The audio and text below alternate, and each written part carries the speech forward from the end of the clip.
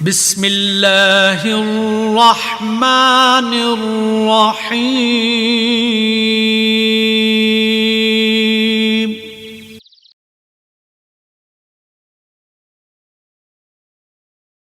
آسان درس قرآن میں آج ہمارا درس سورۃ الکوثر آیت نمبر 1 تا 3 ہوگا۔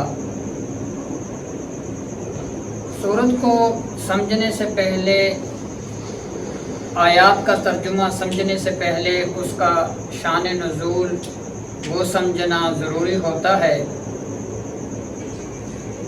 تو سورۃ الکوثر اس کا شان نزول کچھ اس طرح ہے کہ آپ صلی اللہ تعالی علیہ وسلم کی عمر مبارک 25 سال تھی۔ حضرت خدیجۃ الکبریٰ رضی اللہ تعالی عنہ 2 مرتبہ بیوہ ہو چکی تھی۔ ایک خاوند سے ایک لڑکا تھا اور دوسرے خاوند سے ایک لڑکا اور ایک لڑکی تھی۔ حضرت خدیجۃ الکبریٰ رضی اللہ تعالی عنہ ان کی عمر مبارک 40 سال تھی جب آپ صلی اللہ تعالی علیہ وسلم کے ساتھ نکاح ہوا۔ عمر میں وہ آپ صلی اللہ تعالی علیہ وسلم سے 15 سال بڑی تھی۔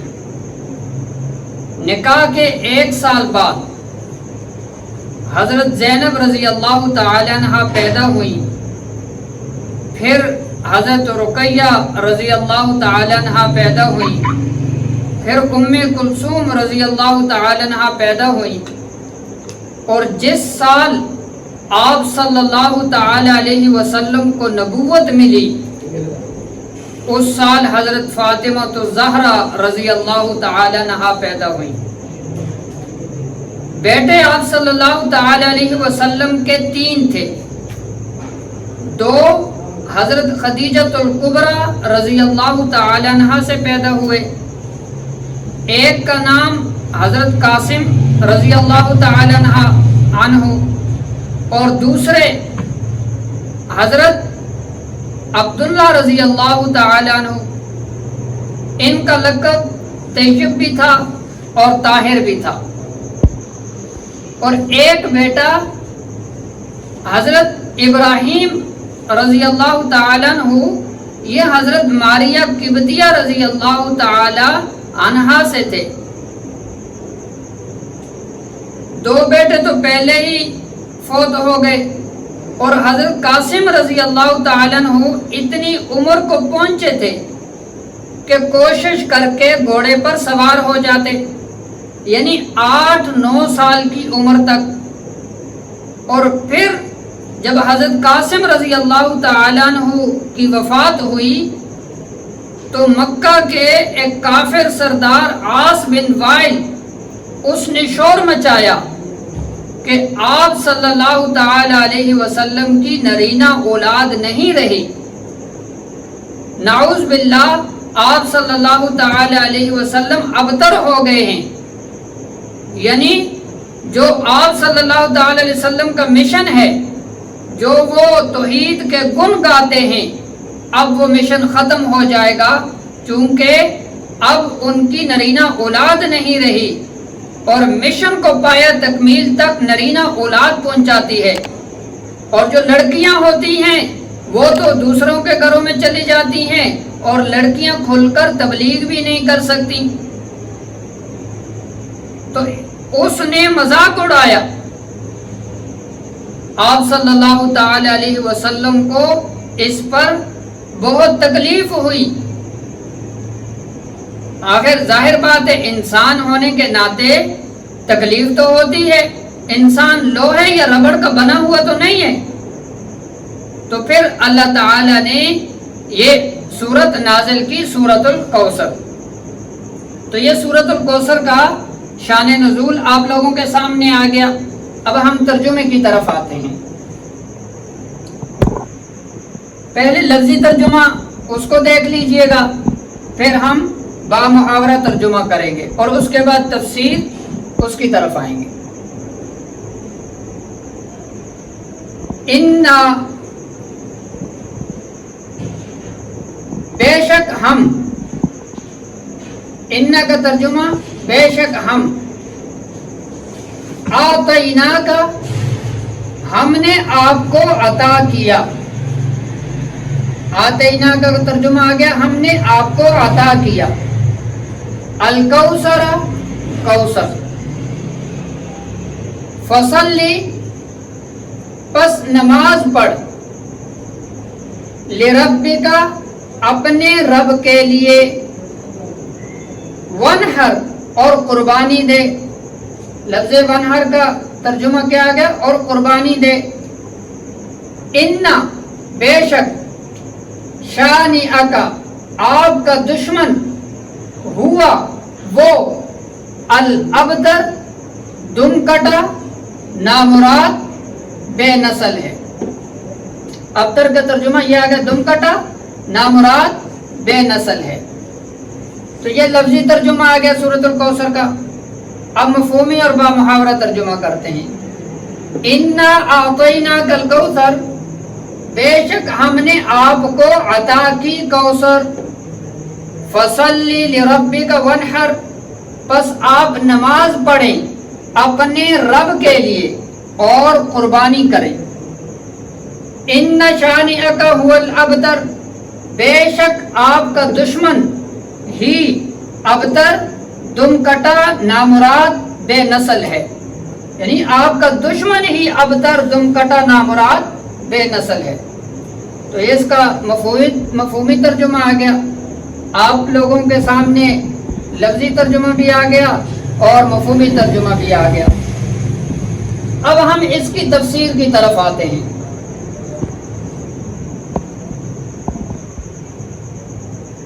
अल्लाह ताला ने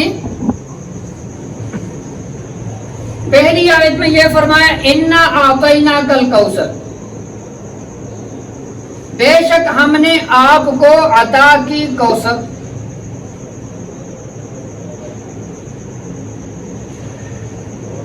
अब इस सूरत में 3 आयत हैं और हर आयत में अल्लाह ताला ने एक मुस्तकिल मजमून बयान फरमाया है। हर आयत में एक मुस्तकिल मजमून है। पहला इसमें अल्लाह ने फरमाया कि हमने आपको कौसर अता की। अब लफ्ज़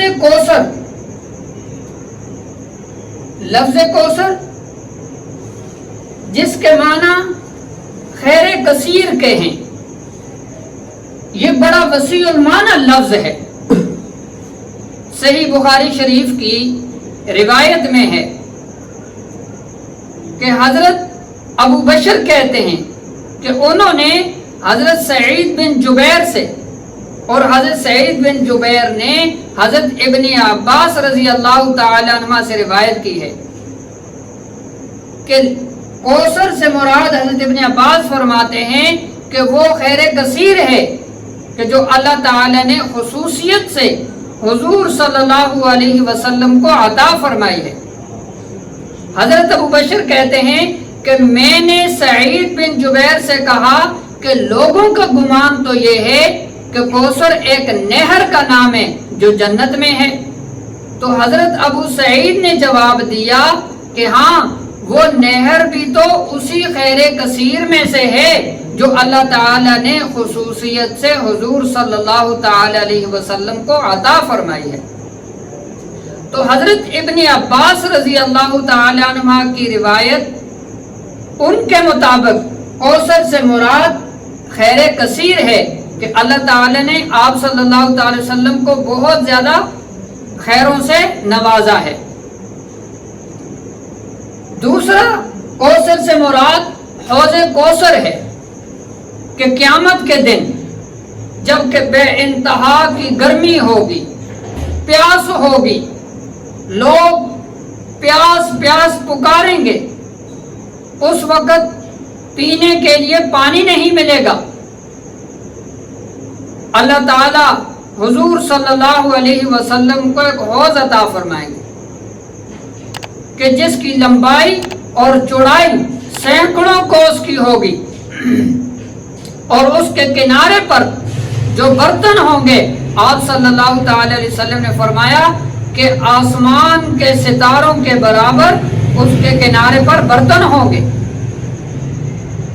اور اس کا پانی برف سے زیادہ ٹھنڈا، دودھ سے زیادہ سفید اور شہد سے زیادہ شیریں ہوگا۔ جو اس سے ایک بار پیے گا پھر اس کو پیاس نہ لگے گی۔ اور جو سعید لوگ ہوں گے، نیک لوگ ہوں گے، جنہوں نے آپ صلی اللہ تعالی علیہ وسلم کی سنت کے مطابق زندگی گزاری ہوگی، وہ تو اس سے فیضیاب ہوں گے۔ لیکن جو شقی بدبخت لوگ ہوں گے، جنہوں نے آپ صلی اللہ تعالی وسلم کی سنت کو تار تار کیا، وہ لوگ اس سے محروم ہوں گے۔ آپ صلی اللہ علیہ وسلم نے فرمایا لِكُلِّ نَبِيٌّ حَوْضٌ، کہ ہر نبی کے لیے حوض ہے کہ اس کے امتی اس حوض سے پانی پیئیں گے، لیکن فرمایا سب سے بڑا حوض وہ میرا ہوگا، کیونکہ میری امت سب سے زیادہ ہوگی۔ حدیث شریف میں آتا ہے آپ صلی اللہ علیہ وسلم نے فرمایا کہ جنتیوں کی 120 صفیں ہوں گی، 120 صفوں میں سے 80 صفیں وہ امت محمدیہ صلی اللہ تعالی علیہ وسلم کی ہوں گی، اور باقی جو 40 صفیں ہیں وہ حضرت آدم علیہ السلام سے لے کر حضرت عیسیٰ علیہ السلام تک تمام پیغمبروں کی امتیوں کی ہوگی۔ اور ایسے بھی پیغمبر ہوں گے کہ جن کے ساتھ 2 امتی ہوں گے، اور ایسے بھی ہوں گے کہ جن کے ساتھ 3 امتی ہوں گے، اور ایسے بھی ہوں گے کہ جن کے ساتھ 4 امتی ہوں گے، اور ایسے بھی ہوں گے کہ جن کے ساتھ 5 امتی ہوں گے۔ اور حدیث شریف میں آتا ہے کہ وَيَجِيءُ نَبِيٌّ وَلَيْسَ مَعَهُ أَحَدٌ، اور ایسے پیغمبر بھی آئیں گے کہ جن کے ساتھ کوئی امتی نہ ہوگا، یعنی اس کا کلمہ نہ ان کی بیوی نے پڑھا، نہ بچوں نے پڑھا، نہ بہن بھائیوں نے پڑھا، وہ تنہا میدان میں آئے گا، اکیلا میدان میں آئے گا۔ اور آپ صلی اللہ علیہ وسلم نے فرمایا تزوج الولود الودود فإنی مکاثر بکم الامم یوم القیامہ، کہ تم ایسے خاندان کی عورتوں سے نکاح کرو کہ جو زیادہ بچے جننے والی ہوں، محبت کرنے والی ہوں، میں قیامت کے دن تمہاری کثرت پر میں فخر کروں گا، مجھے خوشی ہوگی۔ تو آپ صلی اللہ تعالی علیہ وسلم کی امت وہ سب سے زیادہ ہوگی۔ آپ صلی اللہ علیہ وسلم نے فرمایا کہ میں حوض کوثر پر بیٹھا ہوں گا، میرے ایک طرف ابو بکر ہوں گے اور دوسری طرف عمر ہوں گے۔ تو یہ فرمایا کہ جس طرح یہ دنیا میں میرے ساتھی ہیں، حوض کوثر پر بھی میرے ساتھ ہوں گے۔ اور حضرت ابوبکر صدیق رضی اللہ تعالیٰ عنہ اور حضرت عمر رضی اللہ تعالیٰ عنہ کا تعلق آپ صلی اللہ تعالی علیہ وسلم کے ساتھ تو ایسا تھا کہ دنیا میں بھی ساتھ رہے اور وفات کے بعد بھی ساتھ ہیں، محشر میں بھی ساتھ ہوں گے، اور حوض کوثر پر بھی ساتھ ہوں گے، اور جنت میں بھی ساتھ ہوں گے۔ آپ صلی اللہ علیہ وسلم نے فرمایا کہ میں حوض کوثر پر بیٹھا ہوں گا، کچھ لوگ آئیں گے اور فرشتے ان کو پیچھے کی طرف دھکیلیں گے، پیچھے ہٹائیں گے۔ میں فرشتوں سے کہوں گا کہ یہ میرے امتی معلوم ہوتے ہیں، ان کو آپ پیچھے کی طرف کیوں دھکیلتے ہیں؟ تو فرشتے کہیں گے کہ حضرت آپ کو نہیں پتا کہ آپ کے اس دنیا سے جانے کے بعد انہوں نے کیا کیا بدعتیں گڑھی تھی، آپ کے دین کا نقشہ بدل دیا تھا انہوں نے۔ تو آپ صلی اللہ علیہ وسلم فرماتے ہیں کہ میں ان سے کہوں گا فَأَقُولُ سُحْقًا سُحْقًا، میں ان سے کہوں گا کہ جلدی جلدی ان کو میری نظروں سے پیچھے کر دو، پیچھے ہٹا دو۔ تو وہ فرشتے ان کو پیچھے ہٹا دیں گے، اور وہ لوگ اس حوض کوثر کے پانی سے محروم ہو جائیں گے۔ تو اہل بدعت جو ہیں وہ حوض کوثر سے محروم ہو جائیں گے۔ آپ صلی اللہ علیہ وسلم نے فرمایا کہ میری شفاعت میرے ہر گناہگار امتی کے لیے ہے کہ جس نے اللہ کے ساتھ شرک نہیں کیا ہوگا، لیکن اللہ تعالیٰ کے علاوہ کسی کے لیے یہ عقیدہ رکھنا کہ وہ عالم الغیب ہے قطعاً شرک ہے. یہ عقیدہ رکھنا کہ وہ حاضر ناظر ہے، وہ مختار کل ہے، یہ قطعاً شرک ہے. اور مشرک کے لیے نہ شفاعت ہے اور نہ وہ حوض کوثر کا حقدار ہوگا. تو دوسرا کوثر سے مراد حوض کوثر ہے. حضرت ابن عباس رضی اللہ تعالیٰ عنہ کی روایت کے مطابق انہوں نے جو معنی دیا کہ وہ کوثر سے مراد خیر کثیر ہے، اور دوسرا بعضوں نے لیا کہ کوثر سے مراد حوض کوثر ہے. اور بعض افراد فرماتے ہیں کہ کوثر سے مراد اولاد کی کثرت ہے، کہ اللہ تعالیٰ نے آپ صلی اللہ علیہ وسلم کو جو دختری اولاد دی ہے وہ بھی بکثرت ملکوں میں پھیلی ہوئی ہے، اور جو روحانی اولاد ہے آپ صلی اللہ تعالی علیہ وسلم کی امت، اس سے بھی دنیا بھری پڑی ہے. تو بعضوں نے کوثر سے مراد اولاد کی کثرت لی ہے کہ اس سے مراد اولاد کی کثرت ہے، اور بعض نے کہا کہ کوثر سے مراد وہ نبوت عظمیٰ ہے کہ اللہ تعالیٰ نے جو آپ صلی اللہ تعالی وسلم کو نبوت عظمیٰ سے نوازا ہے وہ کوثر سے مراد ہے. اور بعضوں نے کہا کہ کوثر سے مراد قرآن کریم ہے، اور بعضوں نے کہا کہ کوثر سے مراد دین اسلام ہے، اور بعضوں نے کہا کہ کوثر سے مراد رفعت ذکر ہے کہ اللہ تعالیٰ نے جو آپ صلی اللہ تعالی علیہ وسلم کا ذکر بلند کر دیا، جیسے قرآن مجید میں اللہ تعالیٰ فرماتا ہے وَرَفَعْنَا لَكَ ذِكْرَكَ کہ محبوب ہم نے آپ کے ذکر کو بلند کر دیا ہے. اور بعض نے کہا کہ کوثر سے مراد وہ خلق عظیم ہے کہ اللہ تعالیٰ نے جو آپ صلی اللہ علیہ وسلم کو اعلیٰ اخلاق سے نوازا ہے، جیسے قرآن مجید میں آتا ہے وَإِنَّكَ لَعَلَىٰ خُلُقٍ عَظِيمٍ کہ اللہ تعالیٰ نے آپ کو اعلیٰ اخلاق سے نوازا ہے. اور بعض نے کہا ہے کہ کوثر سے مراد وہ مقام محمود ہے کہ جیسے سورہ بنی اسرائیل میں آتا ہے عَسَىٰ أَن يَبْعَثَكَ رَبُّكَ مَقَامًا مَحْمُودًا کہ جو آخرت میں اللہ تعالیٰ آپ صلی اللہ تعالی وسلم کو مقام محمود سے نوازیں گے. تو یہ کوثر کے جو ہے وہ مراد سب نے لیے. تو اس آیت میں اللہ تعالیٰ نے آپ صلی اللہ علیہ وسلم کو تسلی دی ہے کہ آپ کے جو فرزند اس دنیا سے چلے گئے ہیں تو آپ کو غم کرنے کی ضرورت نہیں ہے. جو لوگ آپ کو تانا دیتے ہیں وہ آپ کو غم کرنے کی، پریشان ہونے کی ضرورت نہیں ہے. آپ تسلی رکھیں کیونکہ اللہ تعالی نے آپ صلی اللہ تعالی وسلم کو خیر کثیر سے نوازا ہے، اور یہ خیر کثیر آپ کا نام ابد الاباد تک وہ روشن کرے گا. اگلی آیت میں اللہ تعالی نے فرمایا فَصَلِّ لِرَبِّكَ وَانْحَرْ بس آپ نماز پڑھیں اپنے رب کے لیے اور قربانی کریں. یہاں اللہ تعالی نے فرمایا کہ آپ نماز پڑھیں اور قربانی کریں. اس میں یہ فلاح کے دو اصول بتا دیے، اور ساتھ اللہ تعالی نے یہ فرمایا کہ آپ کو ہم نے خیر کثیر سے نوازا ہے، کہ آپ کو حوض کوثر دیا ہے، آپ کو نبوت عظمیٰ سے نوازا ہے، آپ کو اولاد کی کثرت سے نوازا ہے، جو جسمانی دختری اولاد ہے، روحانی اولاد جو آپ کی امت ہے اس سے نوازا ہے، آپ کو قرآن کریم دیا ہے، آپ کو دین اسلام دیا ہے، آپ کے ذکر کو بلند کیا ہے، آپ کو اعلیٰ اخلاق سے نوازا ہے، اور آپ کو آخرت میں مقام محمود سے نوازا جائے گا. تو اس پر آپ کیا کریں؟ آپ اپنے رب کا شکر ادا کریں، اور شکر ادا کرنے کا طریقہ وہ کیا ہے کہ آپ اپنے رب کے لیے نماز پڑھیں، کہ نماز یہ آخرت میں جو پہلا پرچہ ہوگا وہ نماز کا ہوگا، اور نماز کے اندر ہر قسم کا شکر موجود ہے. زبان سے شکر موجود ہے، دل سے شکر موجود ہے، ہاتھ پاؤں سے شکر موجود ہے.